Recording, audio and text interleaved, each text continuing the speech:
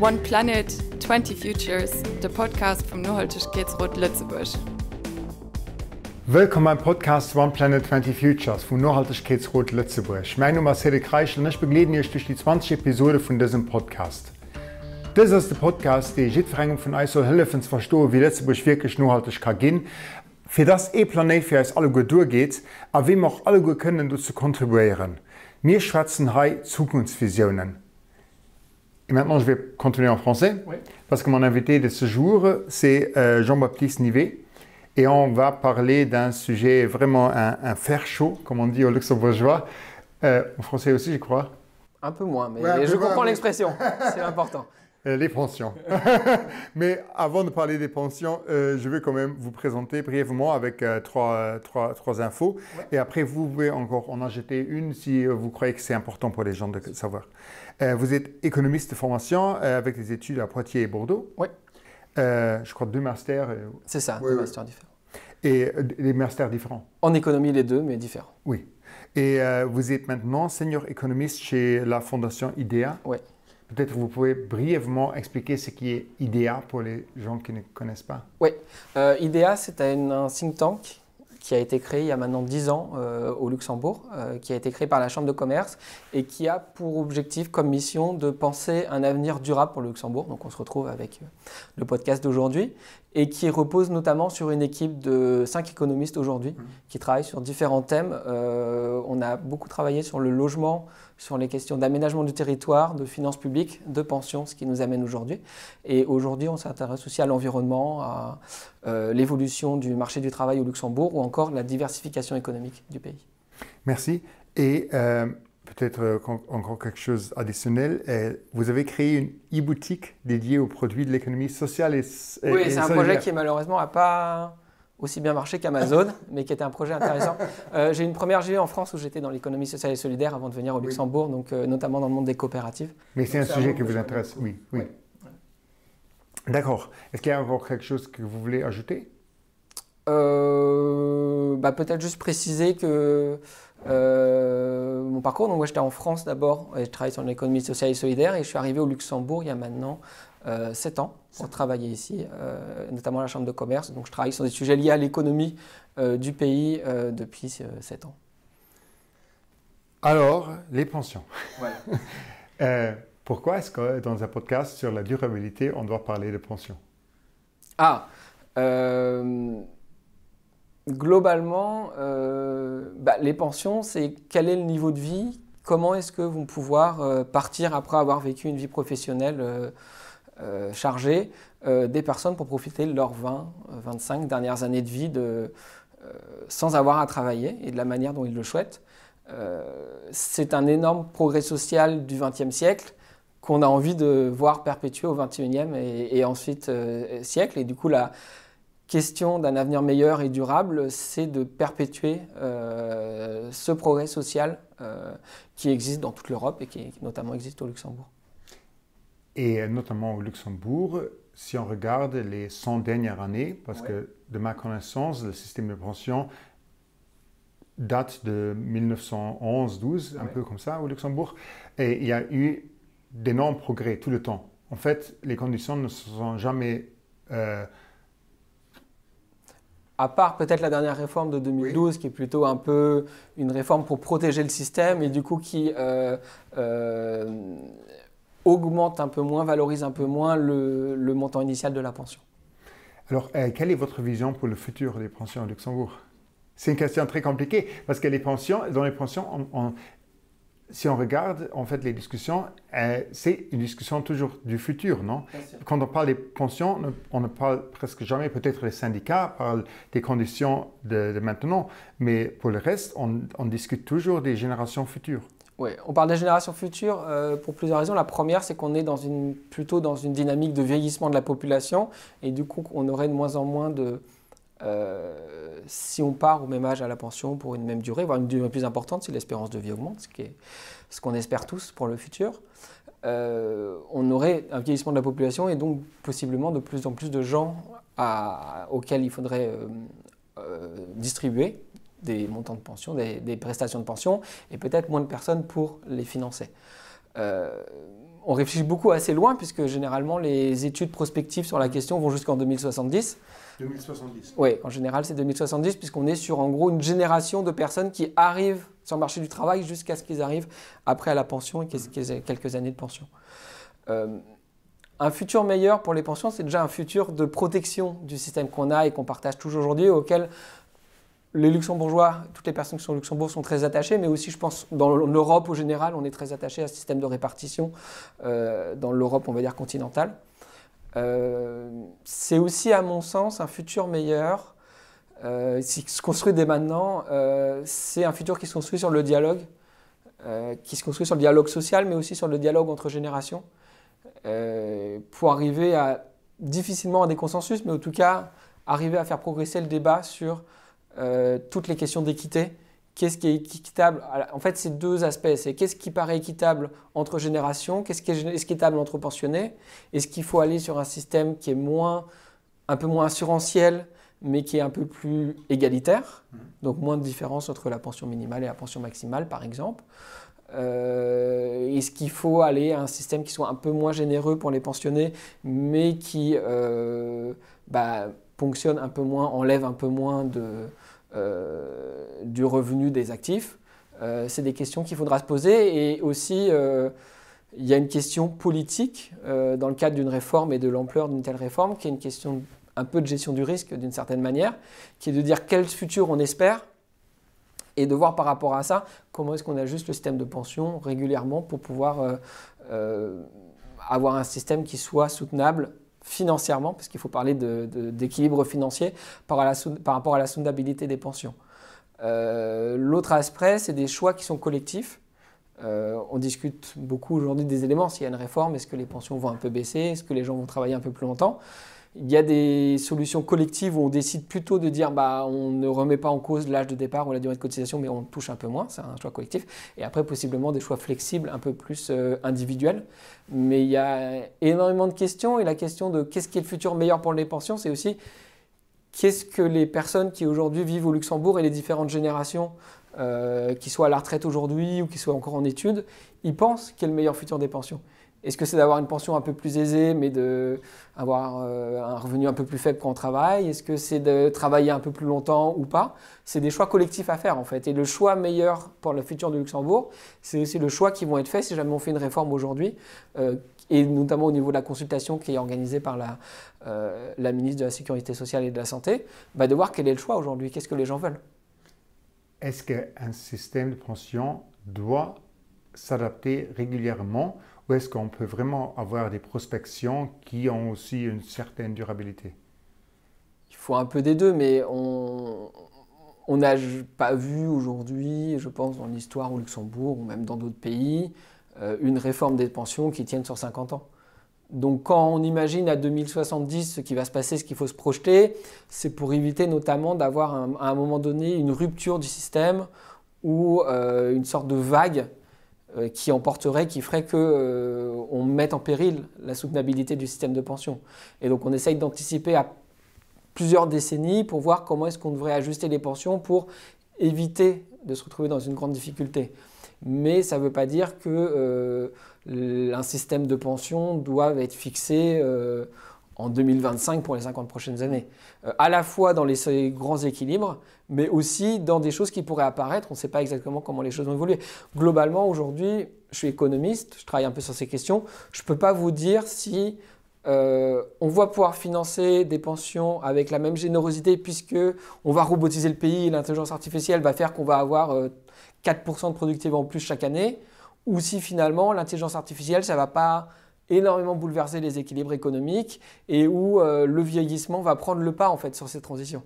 Sans oublier, c'est un point qui est extrêmement important pour vous, c'est la transition écologique. Quels sont ses effets qui ont des effets aussi à court, moyen, long terme qu'on ne connaît pas exactement. Donc il y a énormément d'inconnus, ce qui fait que l'exercice de se projeter est très important pour avoir une sorte de responsabilité vis-à-vis des générations futures, mais une réforme qui serait mise en place aujourd'hui, c'est pas on arrête pendant 50 ans et le travail est fait, on n'a même plus besoin de ministre de la Sécurité sociale pour les prochains gouvernements.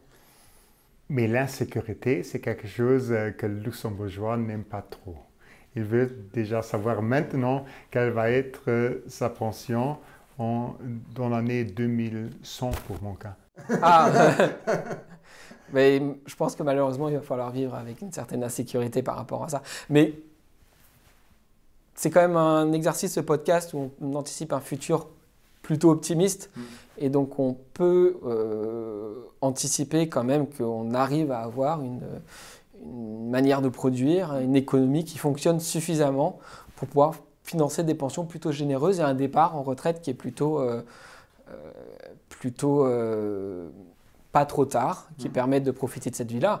Je parlais de productivité, mais il y a aussi évidemment, par exemple, les progrès de la médecine. Si aujourd'hui, si en 2060, on a une capacité physique, une énergie, une forme à 70 ans qui est la même qu'aujourd'hui à 50 ans, alors les gens pourront travailler s'ils le souhaitent, on pourra avoir un âge de la retraite qui sera plus élevé. Si on a un progrès de la médecine qui est plus ou moins équivalent, un départ en retraite à des âges à 60, 62 ans sont plutôt plus réalistes, quoi. Donc on a énormément d'inconnus quand même par rapport à tout ça, mais on a des réalités économiques, on a des choses dont on le sait, c'est-à-dire qu'on sait le nombre de pensionnés futurs, parce que c'est les actifs d'aujourd'hui. Oui. Donc on sait quels seront plus ou moins le nombre de pensionnés en 2035, puisqu'on a déjà les personnes qui travaillent aujourd'hui. Mais on ne sait jamais combien d'années ils vont toucher la pension. On part du principe que l'espérance de vie, il y a une certaine inertie aussi, ça a tendance à augmenter, mais on n'a pas d'un coup 3 ans d'espérance de vie en moins ou 3 ans en plus, à part des cas comme le Covid, mais bon, c'est un peu les signes noirs.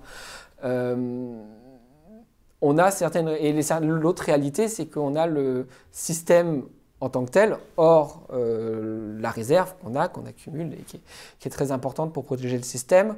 On a un fin de l'équilibre budgétaire normalement qui est annoncé pour 2027-2028 et donc qui d'ailleurs provoque des mécanismes automatiques qui ont été mis en 2012 qui réduisent un peu les pensions déjà et qui amène à voir qui pose la question de la soutenabilité du système dans tous ces éléments actuels, de modifier certains éléments pour repousser un peu la fin d'un équilibre budgétaire du système des pensions luxembourgeois. Mais le système actuel, est-ce qu'il reproduit des injustices ou est-ce qu'il est vraiment égalitaire ? Sur cette question-là, du coup, j'ai rédigé un blog sur la pauvreté des seniors et sur les pensions.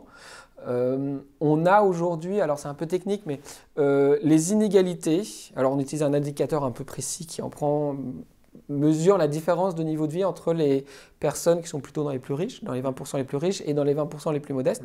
Si on prend juste les personnes entre elles de plus de 65 ans, donc juste cette cohorte de population, ils ont des inégalités qui sont un tout petit peu plus faibles que les personnes qui sont actives, donc les personnes de moins de 65 ans entre eux.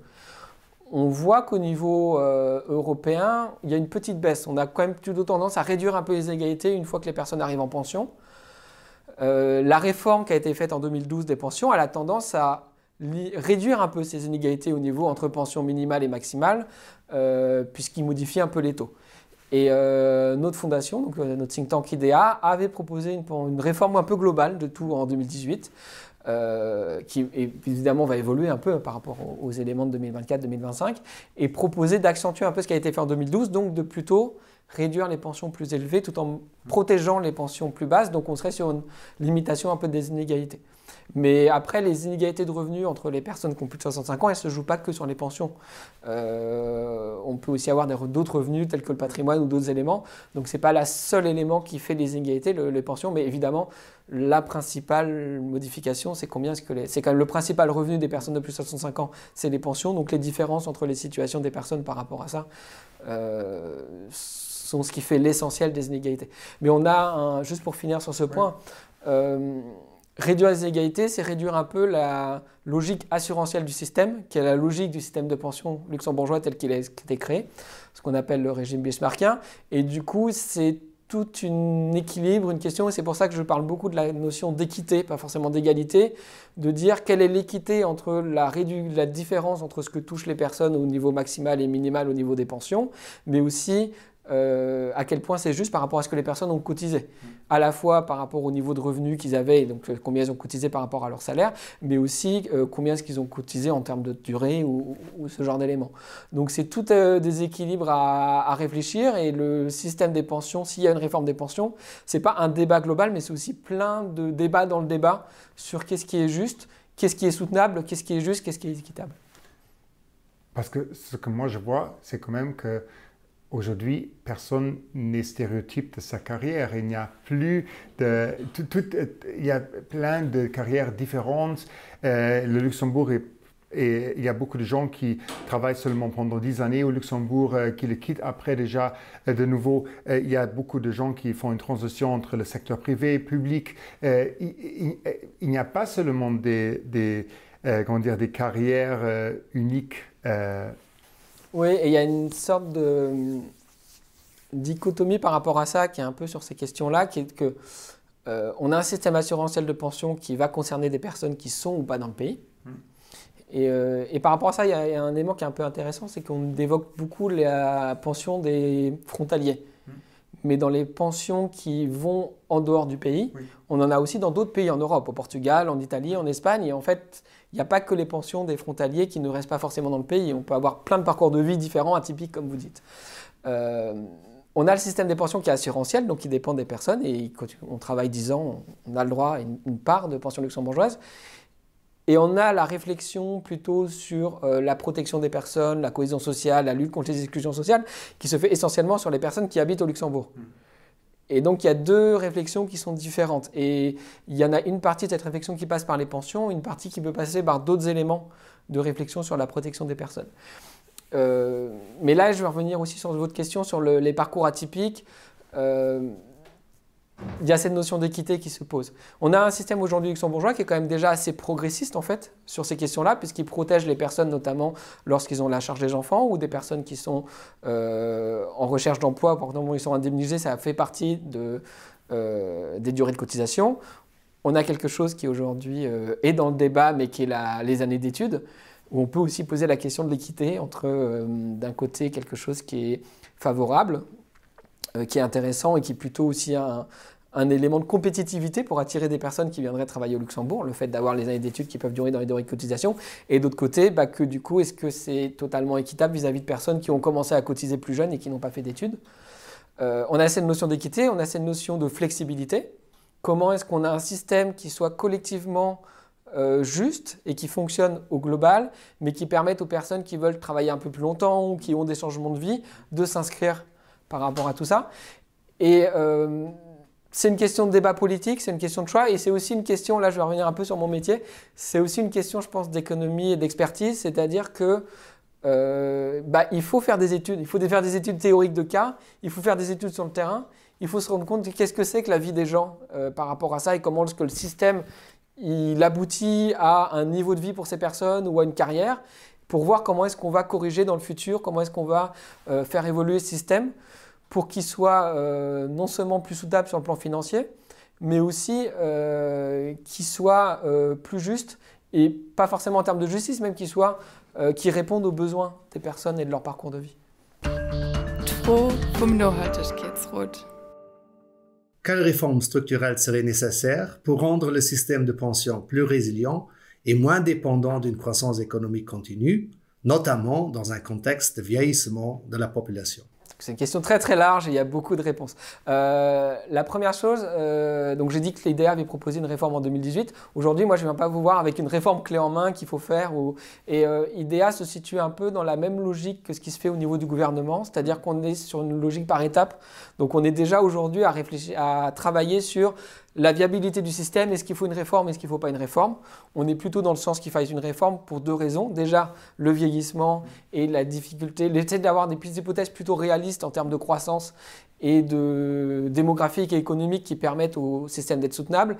Et deuxièmement, parce qu'on voit que on a fait des études sur si on fait une réforme, à quel moment et quels sont les effets. Et si on fera une réforme qui sera assez tardive, notamment lorsque la réserve sera un peu en dessous du minimal légal, on peut se retrouver à avoir une vraie baisse des pensions qui sera beaucoup plus importantes pour les personnes à ce moment-là. Et donc, on est plutôt sur le fait d'anticiper une réforme. Sur la réforme structurelle, il y a différents éléments possibles. Il y a évidemment mes deux grands aspects qui permettent de faire des économies ou de rétablir le système. Le premier, c'est le montant de la pension. Et là encore, je vais rediviser en deux aspects, mais qui sont très importants en termes d'équité et en termes de choix qui seront faits. Il y a le montant de la pension initiale. Et c'est ce qui est fait par la réforme de 2012. Il y a une réforme très graduelle, en fait. Donc les pensions, les personnes ne voient pas des pensions qui sont plus basses que ce qu'ils avaient le mois d'avant. Mais là, on modifie le montant initial de la pension et ça ne touche pas les personnes qui sont déjà en pension.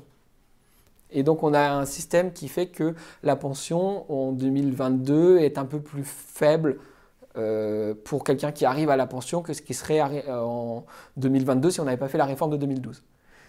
Et il y a l'autre aspect qui est l'ajustement des pensions, ce qui est le fait que le montant de la pension, on l'augmente régulièrement au Luxembourg, on l'augmente de deux façons. La première, c'est l'indexation que tout le monde connaît dans le pays, donc c'est l'indexation au prix. Et la deuxième, c'est qu'on l'indexe aussi si les salaires réels des personnes augmentent. Et ça, c'est un décalage qui est souvent 1 ou 2 ans après.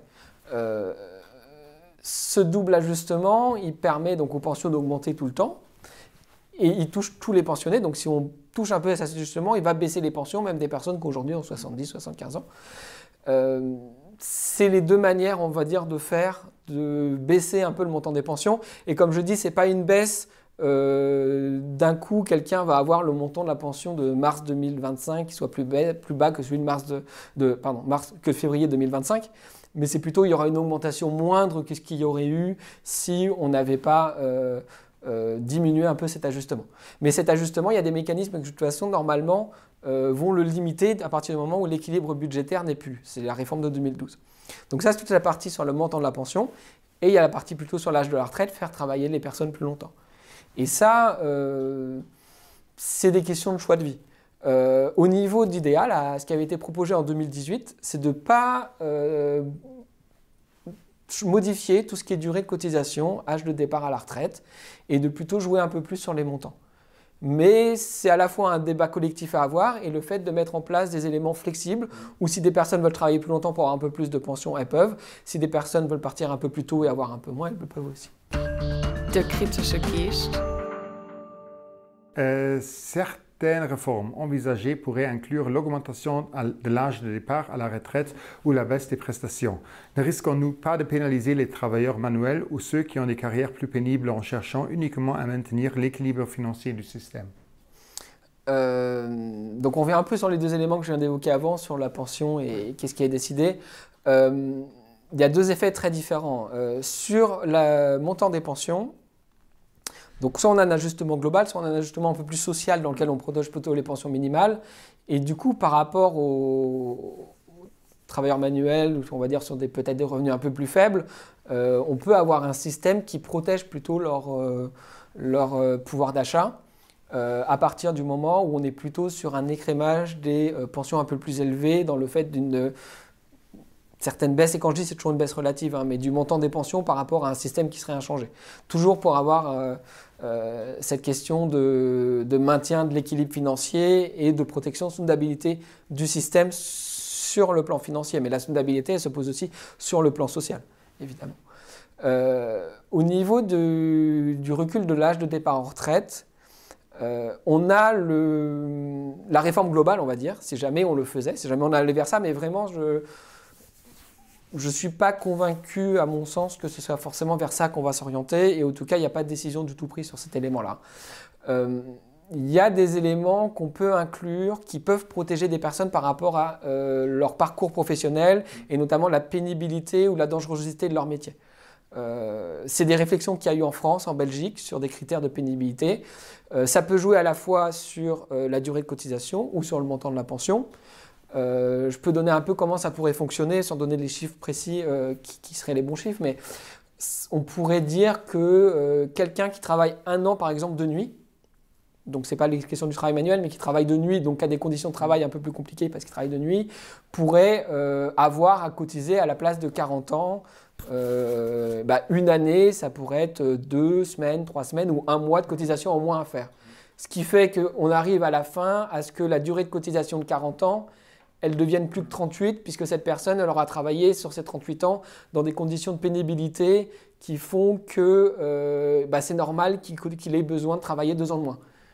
Donc il y a des éléments par rapport à ça. On a l'exemple, si je donne l'exemple en France, à l'époque, les chauffeurs, les conducteurs SNCF, puisqu'ils s'occupaient ils avaient un métier qui était très physique, avec le charbon, ils avaient des avantages.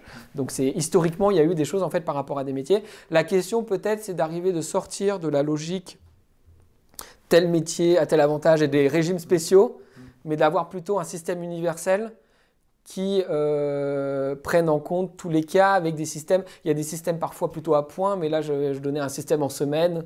C'est d'arriver à ça. Mais en tout cas, malheureusement, c'est des questions qui sont très compliquées, notamment en termes d'équité, de juger chacun qu'est-ce qui permet de pouvoir cotiser un peu moins. Mais c'est des questions qui doivent rentrer dans le débat à un moment donné, pas dans les grands équilibres de la réforme, mais dans les détails de la réforme. Et c'est pour ça que la réforme, c'est un débat qui, à mon sens, alors on est déjà sur dire est-ce qu'il faut faire une réforme, et après les éléments de la réforme, c'est un débat qui va pouvoir prendre du temps, et c'est bien qu'on ait un peu de temps, puisque l'équilibre financier, il s'arrête en 2027-2028, mais qui, dans les détails, va prendre du temps, et qui nécessite ce temps, et qui nécessite le dialogue. Fakten, Fakten, Fakten. Le chiffre clé. Alors le chiffre clé, ce serait 7 sur 10, ou plus exactement 7,2 sur 10. Ça ressemble un peu à une note de collège, oui. Mais en fait, c'est le nombre de pensionnés sur le nombre de personnes qui cotisent, qui sont des actifs qui cotisent.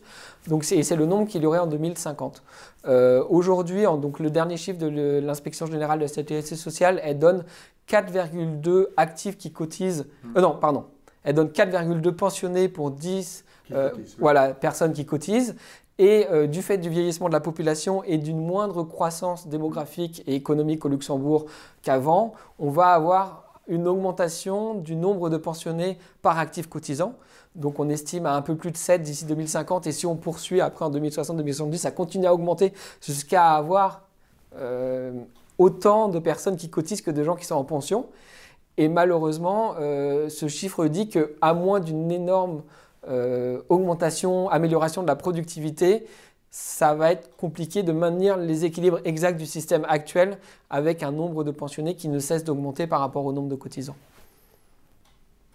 C'est-à-dire que vous utilisez ce chiffre quand même un peu de façon alarmante.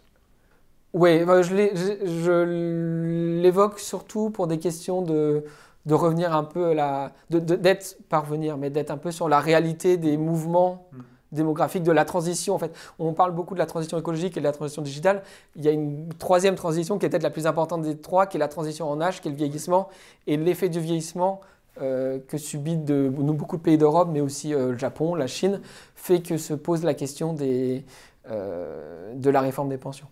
De manière un peu anecdotique, on a parfois des pays en développement, qui ont des âges de départ en retraite qui sont bien avant 60 ans, qui sont dans la cinquantaine, la Turquie, des pays comme ça. C'est parce que c'est des pays qui ont eu beaucoup de natalité souvent, et donc des croissances démographiques assez élevées, donc la possibilité de payer, et une espérance de vie un peu plus faible, donc la possibilité de payer des retraites à des personnes qui partent relativement bas en âge à la retraite. Malheureusement, le fait qu'on augmente le vieillissement, qu'il y ait de plus en plus de personnes plus âgées par rapport aux personnes en âge de travailler, pose la question d'une réforme un peu structurelle des pensions. Top flop. Quelle information erronée largement répandue sur votre sujet ne voulez-vous plus entendre? Alors, ce n'est pas une information, mais c'est un peu une pensée très pessimiste de dire que le système des pensions pourrait disparaître, que le système de répartition qu'on a créé, en fait, ce serait une sorte d'épiphénomène de l'histoire et que pendant quelques décennies, on aurait eu ce système. C'est-à-dire, si je peux répondre, oui. Je connais des jeunes ou des gens de mon âge qui se disent de toute façon, je ne vais pas toucher les pensions, je ne crois pas plus dans le système, un peu un nihilisme, un pessimisme. Oui. Vous ne croyez pas que c'est justifié? Non, je pense qu'on aura au Luxembourg et même en Europe toujours une économie basée sur des actifs qui créeront suffisamment de valeur pour pouvoir avoir un bon niveau de vie et aussi cotiser pour que les personnes qui ont cotisé avant et qui sont à la pension et qui sont moins en âge de travailler puissent aussi avoir un niveau de vie qui est convenable. Peut-être que la générosité du système va un peu baisser, peut-être que d'ici 10, 20, 30 ans, on prendra des décisions de réforme qui feront que les gens travaillent un peu plus longtemps. Peut-être qu'il y aura un peu plus de capitalisation puisqu'il y a besoin de capitaux pour l'économie européenne et c'est un peu l'actualité, on sort un peu du sujet des pensions mais du rapport Draghi qui fait qu'on doit travailler sur notre compétitivité en Europe. Mais ce système par répartition, ce premier pilier auquel les Luxembourgeois sont attachés, auquel moi qui viens de France je suis très attaché, c'est le même système global en France, pas dans les détails mais au global, dans cette philosophie, c'est un système qu'on doit protéger. Et c'est un système qui, à mon avis, perdurera parce que c'est un système qui est efficient, qui est solidaire et qui est un progrès social. Pour finir un peu, je sors aussi un peu du sujet, mais on a beaucoup discuté maintenant des finances de la pension. Mais ce qu'on voit aussi au Luxembourg, quand même, qu'il y a un niveau croissant de problèmes de santé mentale pour les gens âgés. Il y a une solitude énorme où on se pose la question, est-ce que c'est plus important de garder un système de pension très généreux où il y a beaucoup de gens qui touchent quand même des pensions assez élevées, mais qui ont une solitude qui ne peut pas être cachée par un niveau de vie élevé. Oui.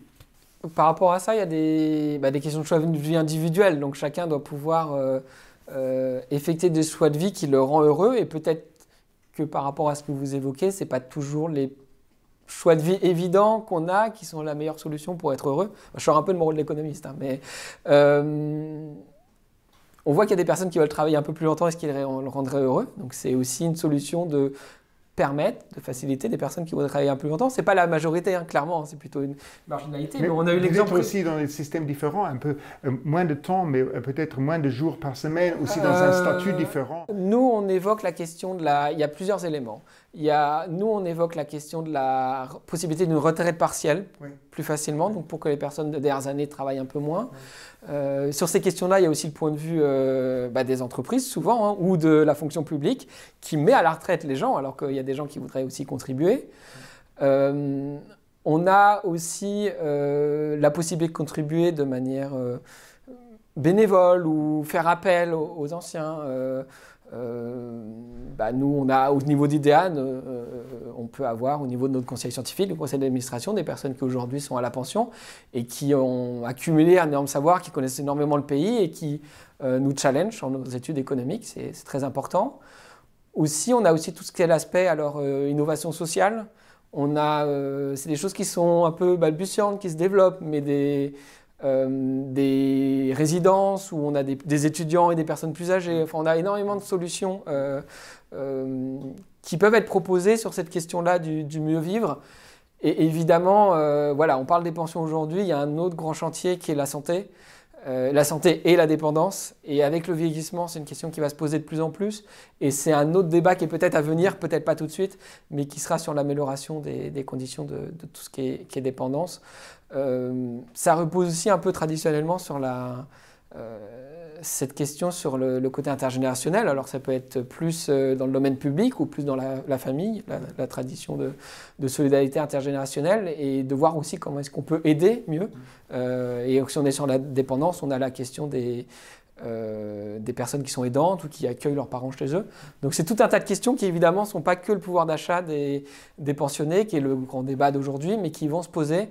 Et la cohésion sociale et la lutte contre les exclusions sociales au niveau des personnes âgées, c'est en tout cas un débat à venir. Et là encore, l'idée c'est d'avoir un avenir meilleur pour que les gens soient heureux tout au long de leur vie. Absolument.